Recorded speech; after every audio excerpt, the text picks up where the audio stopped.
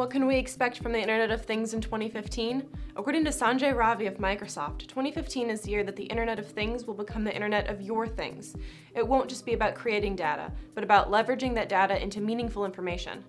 The amazing new technology on display at the 2015 Detroit Auto Show this week is a perfect example of how the connected car will become, in Ravi's words, a companion and assistant to your digital life.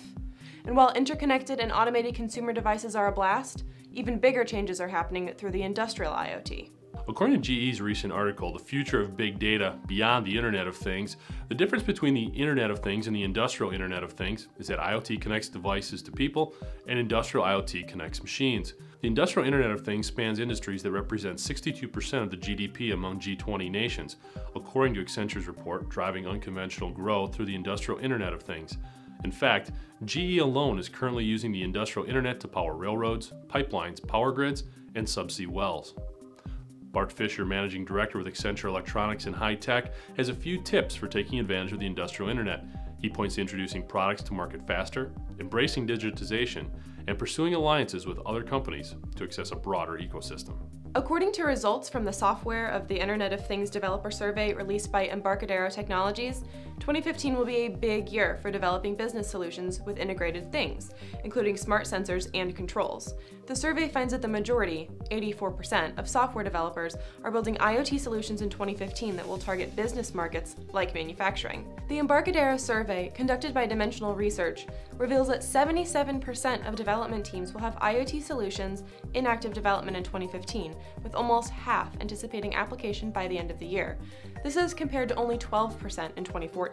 The survey also shows that software and applications will be critical in IoT development this year, as developers plan to interconnect things with multiple systems, including mobile and desktop apps, databases, cloud services, and ERP platforms. According to Michael Swindell, Senior Vice President of Products at Embarcadero, these survey results confirm that IoT is crossing over from consumer gadgets to business productivity and consumer engagement. Finally, we're going to wrap up this episode with a number of quick hits on IoT that came out from multiple sources at the end of 2014. This gives us a look at what 2015 will hold from an industrial IoT perspective. Fog, or distributed computing, is shifting data endpoints from a network to meters or sensors. That means more local data or intelligence specific to that facility, work cell, or machine.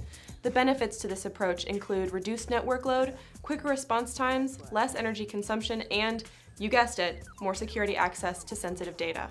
There are an estimated 46 million smart meters in the US, generating 1.1 billion data points every day. Additionally, a typical consumer products good manufacturing machine generates 13 billion data samples a day. That rate is expected to double every 2 years. More data, more IoT needs. Network security has to become a broad-level issue in order to ensure success. It's not enough to think about patchwork upgrades. Security must be approached as a business solution and integrated with the enterprise from a base architecture perspective.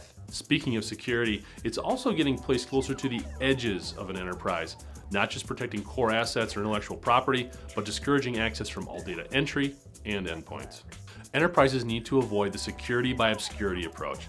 Just because you're not highly connected or have network visibility doesn't mean you're safe. It just means you're slower from a data access perspective. That's going to do it for this episode. Be sure to check us out on Twitter and view past episodes by clicking on IoT on the Manufacturing.NET homepage. For Jeff Reinke, I'm Bridget Bergen, and this has been the IoT Uplink.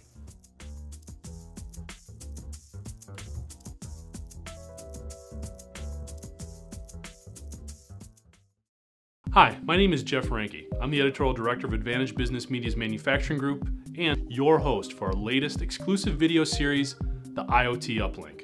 The IoT Uplink examines all the factors driving, influencing, and adding to the complexity of the Internet of Things movement by talking with leading experts and presenting the latest thought leadership, trends, and facts on topics that include big data, network bandwidth, security, mobile device use, software integration, and more. We continue to dive deeper into the impact IoT is having on your current and future operating environment.